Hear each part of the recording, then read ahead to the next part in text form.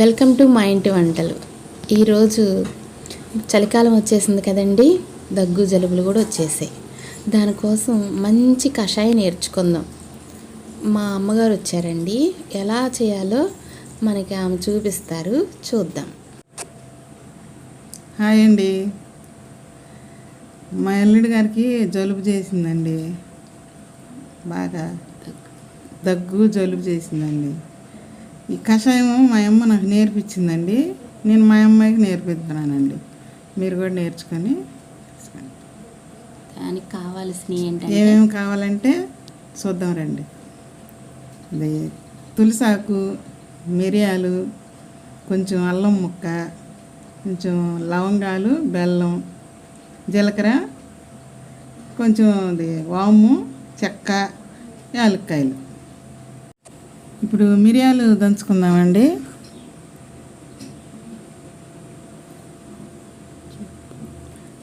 మిరియాలు కొద్దిగా కచ్చాబెచ్చగా దంచుకొని, కచ్చాబెచ్చగానే దంచుకోవాలండి. దీన్ని మెత్తగా పొడిలాగా చేసుకోకూడదు, కచ్చాబెచ్చగా అయితేనే బాగుంటుంది. మిరియాలు చాలా మంచిదండి. ఇప్పుడు నలిగిపోయినాయండి, మనం తీసి గిన్నెలో వేసుకుందాం. ఇప్పుడు తర్వాత లవంగాలు కాదండి, లవంగాలు దంచక్కర్లేదండి, జీలకర్ర దంచుకుందాం. జీలకర్ర తర్వాత వాము కూడా వేసి దంచేసుకుందాం.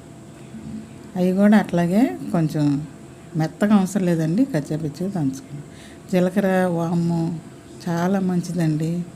జీలకర్ర అయితే కడుపుబ్బరం తగ్గిపోద్దండి, కడుపు చాలా మంచిదండి జీలకర్ర.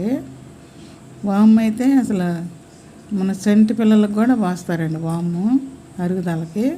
తర్వాత యాలక్కాయలు వేసుకుందామండి, యాలక్కాయలు కూడా వేసుకొని దంచుకుందాము.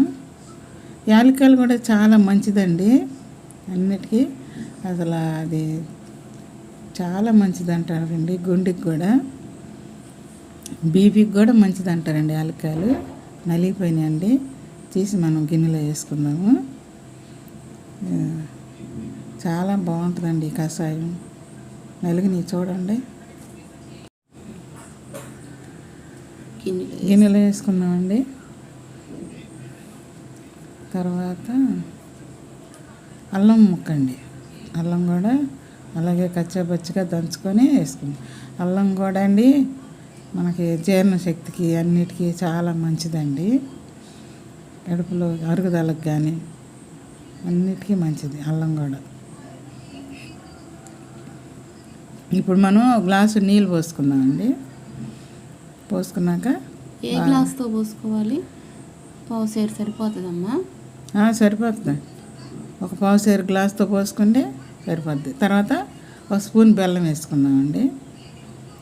బెల్లం వేసుకున్నాక 5 ఆకుల దాకా మనం వేసుకుందామండి. తులసాకులు వేసుకొని బాగా మరగనియాలండి. సగం మనం గ్లాసు నిండా పోసుకున్నాం కదండి, సగం గ్లాస్ అయ్యేదాకా మరచు. తర్వాత చెక్క వేసుకున్నామండి, చెక్క అలాగా ముక్కలు చేసి వేసుకోవాలి, దీన్ని దంచవసరం లేదు. తర్వాత లవంగాలు కూడా వేసుకున్నామండి, అవి దంచకొని పర్లేదు. అయిపోయిందండి కషాయం, వడకట్టుకుందాం. ఈ కషాయం ఏం తాగుతాంలే అనుకోమాకండి, అసలు మీ జలుబు చేసి నోటికి చాలా బాగుంటుంది. గొంతులో మంటగా అసలు దగ్గు తగ్గిపోతుందండి. మీరు ఒకసారి ట్రై చేసి ఎలా వచ్చిందో మాకు కామెంట్ ద్వారా చెప్పండి. నచ్చితే సబ్స్క్రైబ్ చేసుకోండి, బెల్ ఐకాన్ నొక్కండి.